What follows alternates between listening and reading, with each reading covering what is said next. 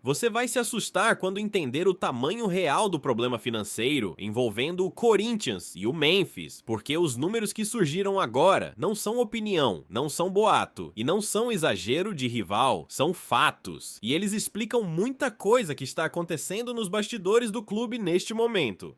Antes de continuar, deixa o like, se inscreve no canal e ativa as notificações, porque esse vídeo é daqueles que mudam a forma como você enxerga o mercado, os bastidores e as decisões recentes do Corinthians. O canal do Jorge Nicola trouxe hoje um levantamento pesado e extremamente detalhado sobre quanto Memphis já ganhou apenas em bônus desde que chegou ao Corinthians. E quando eu digo apenas bônus, eu estou falando sem contar salário em carteira, sem contar direitos de imagem e sem contar luvas de assinatura, só prêmio por meta batida. E aqui começa o choque. Somando títulos, presença em jogos e participação em gols, Memphis já garantiu mais de 25 milhões de reais apenas em bônus contratuais. Repito, mais de 25 milhões de reais só em premiações previstas em contrato.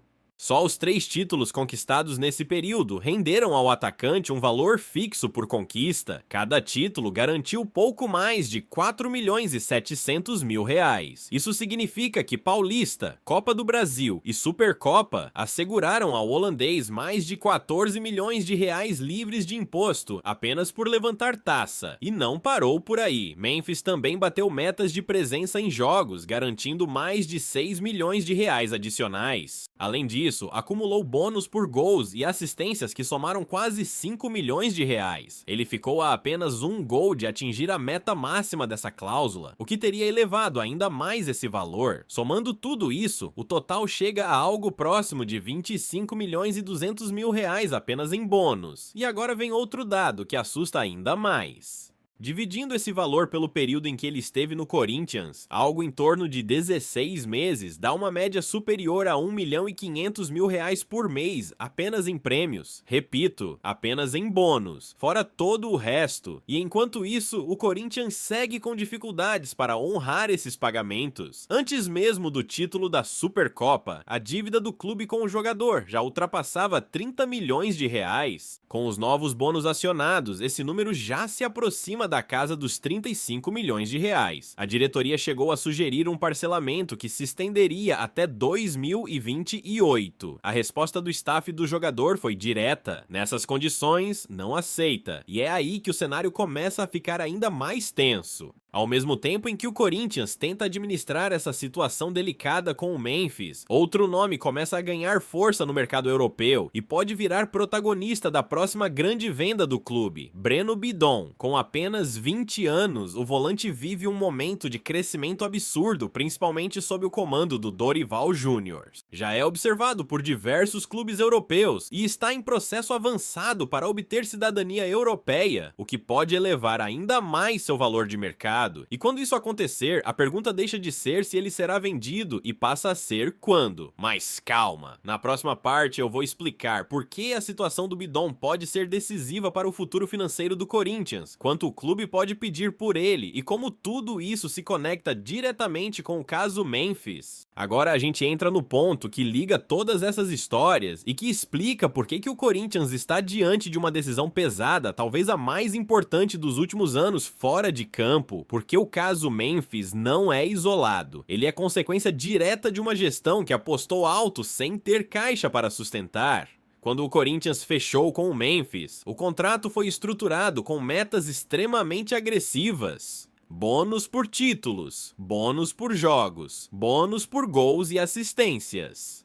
Tudo isso fazia sentido esportivamente, mas financeiramente virou uma bomba relógio. O problema não foi o jogador bater as metas, o problema foi o clube não estar preparado para isso. Hoje, o Corinthians deve algo próximo de 35 milhões de reais ao atacante apenas em prêmios já conquistados. Não estamos falando de projeção futura, estamos falando de dinheiro devido, dinheiro que o jogador tem direito contratual e que cobra com razão. A tentativa de parcelar esse valor até 2028 mostra o tamanho da dificuldade, e a recusa do staff do Memphis escancara outro ponto. Jogador de alto nível não aceita alongar dívida como se fosse favor. Ele cumpriu o que estava no contrato, agora espera receber. E é aqui que entra a tensão maior. O Corinthians corre o risco real de perder um de seus principais jogadores, não por falta de vontade esportiva, mas por incapacidade financeira. Isso pesa no vestiário. E isso repercute no mercado, isso afeta a imagem do clube. Enquanto isso, Breno Bidon surge como a grande válvula de escape. O volante de 20 anos vive o melhor momento da carreira, cresceu fisicamente, ganhou confiança, passou a jogar mais com bola e deixou de ser apenas um marcador. Dorival foi fundamental nesse processo, dando a ele mais liberdade e responsabilidade. O interesse europeu é real. Segundo o próprio empresário, praticamente todos os grandes clubes do continente já fizeram contato. E existe um detalhe decisivo: o processo de cidadania europeia está avançado. Assim que isso for concluído, Bidon deixa de ocupar vaga de estrangeiro. Isso muda tudo. Jogador jovem, titular em time grande, com cidadania europeia e contrato longo até dezembro de 2029. A multa é altíssima, 100 milhões de euros, mas o mercado sabe que ninguém paga a multa cheia. O jogo aqui é negociação, e é justamente essa negociação que pode definir o futuro do Corinthians no curto prazo. Uma venda bem feita do Bidon pode aliviar caixa, pagar dívidas urgentes e até ajudar a resolver parte do problema com o Memphis. Mas existe o outro lado. Vender o Bidon agora enfraquece o time, mexe na estrutura esportiva e pode comprometer o desempenho em um ano que começou com um título e expectativa alta. Esse é o dilema: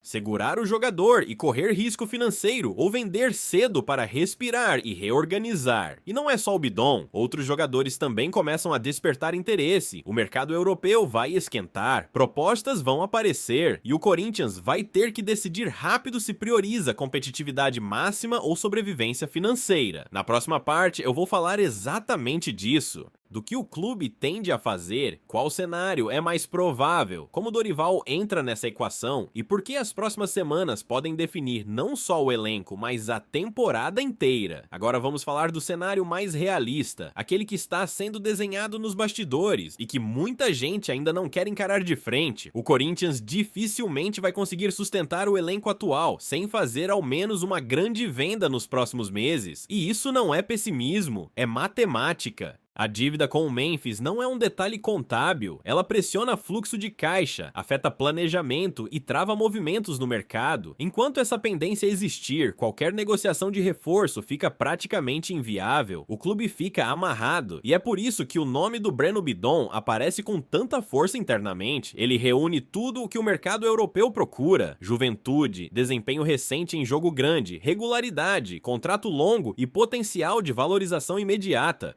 Poucos jogadores do elenco entregam esse pacote completo. Dentro do Corinthians, a leitura é clara. Se o Bidon mantiver esse nível até a abertura da próxima janela europeia, propostas relevantes vão chegar. Não sondagem, proposta oficial, com número, prazo e pressão. E aí entra o papel do Dorival Júnior. Dorival sabe que perder o Bidon é um baque técnico. Ele virou peça-chave no meio-campo, dá equilíbrio, intensidade e leitura tática. Mas o treinador também entende o contexto.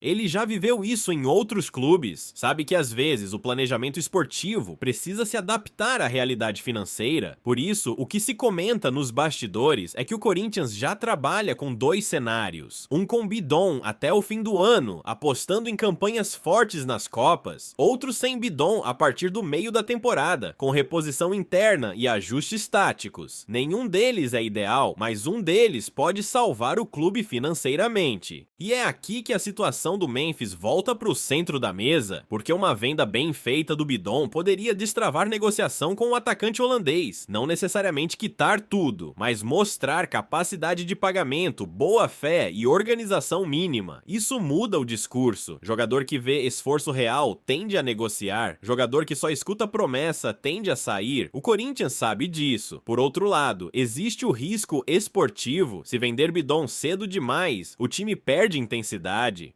perde dinâmica, perde um jogador que cresceu justamente no momento em que o clube voltou a competir em alto nível, e aí o peso recai sobre quem decide: diretoria, conselho, gestão. Errar agora custa caro, financeiramente e esportivamente. O título da Supercopa criou uma expectativa grande, torcida empolgada, ambiente positivo, elenco confiante. Uma venda mal explicada nesse contexto pode gerar ruído, cobrança e desconfiança. Por isso, a comunicação vai ser tão importante quanto a decisão em si.